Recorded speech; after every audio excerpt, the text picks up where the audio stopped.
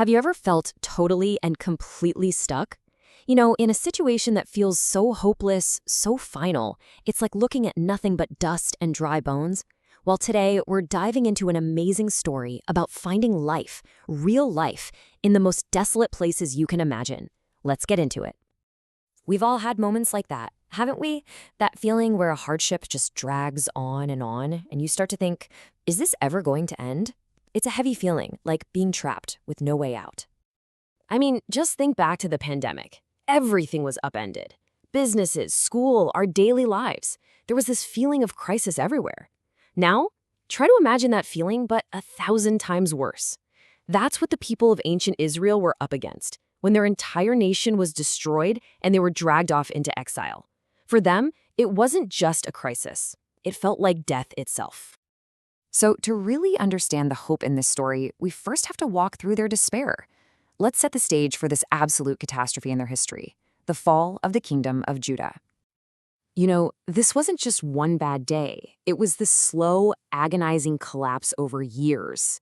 See, because the people had turned their backs on God's word, choosing to just follow their own selfish desires, the mighty empire of Babylon rolled in. Not once, not twice, but 3 separate times. The third time, it was all over. Total destruction. The survivors? They were marched off to a foreign land as captives. Just try to picture it. Your home, your culture, your very identity, all of it gone. They were breathing, sure, but on the inside they felt dead, just completely crushed by grief and hopelessness. So you have to wonder, how on earth did it get this bad?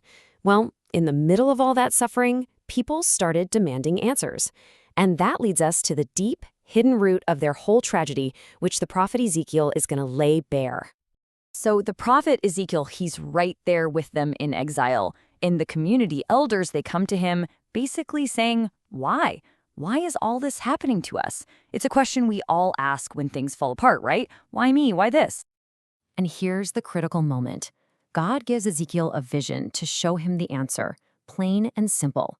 The source of all their suffering was their own sin. He's shown the temple in Jerusalem, the very heart of their nation, and it is just filled with corruption. There are idols scribbled on the walls, people are worshiping false gods. They had completely turned away from God to chase after their own thing. Their crisis on the outside was just a mirror of the decay on the inside. But here's where the story takes a radical turn.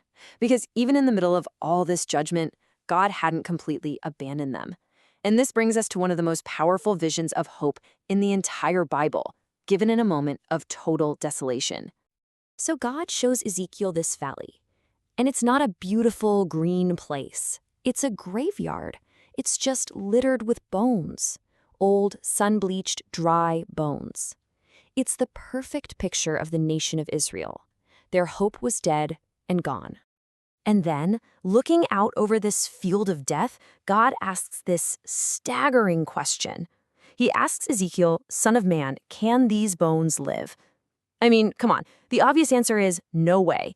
They're not just dead, they're long dead, dried up, scattered. It's impossible. But God doesn't even wait for an answer. He just makes this incredible declaration. He says, watch this. I will cause breath to enter you and you shall live. This is the whole point. God himself is the only one who can bring life where there is nothing but absolute, irreversible death. So Ezekiel does what God says. He speaks to the bones, and this miracle starts to happen. First, there's this crazy rattling sound as bones start clicking back together. Then muscle and skin cover them. And finally, breath, life enters them, and they all stand up on their feet. What was a valley of death is now a vast living army. It's just this stunning picture of God's power to restore. Now, this ancient promise, this incredible vision, it's all pointing forward to something even bigger. It's pointing to the ultimate fulfillment, which is the real climax of this whole story of hope. You see, this story isn't just a history lesson about ancient Israel. It's our story too. The Bible's really clear that because of our own sin, our own tendency to turn from God and do things our own way, we're spiritually just like those dry bones. We were spiritually dead, totally separated from the source of life, completely hopeless, and with absolutely no way to fix it ourselves. That's the state of every person without God. But just like God declared life into that valley, He made a way for us. His own son, Jesus, who was perfect and sinless, took the punishment that we deserved. He died the death that should have been ours. And here's the ultimate game changer. He didn't stay dead. After 3 days, he came back to life, completely defeating sin and death for good. His resurrection is the final word, proving that death never gets the last say. So here's the bottom line. When we put our faith in what Jesus did, in his death and his resurrection, we who were spiritually dead are given brand new life. God breathes his spirit into us. That's true restoration. We're freed from sin, and we're given a hope that can never be shaken. Okay, so that's amazing news.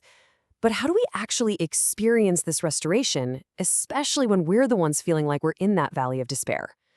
Well, the Bible gives us a really clear path forward. First, we've got to get honest about the root problem.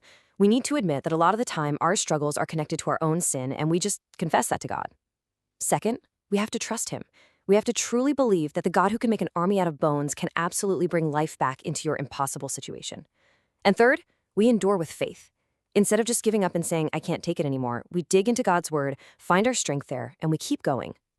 When it comes right down to it, the journey from death to life, from despair to hope, it's all found in listening to and trusting the promises of God. That's the message of the Valley of Dry Bones, and it's just as true for us today. So as we wrap this up, I want to leave you with a question to really think about. Where in your life right now, in what situation that feels dead and hopeless, do you need God to breathe new life?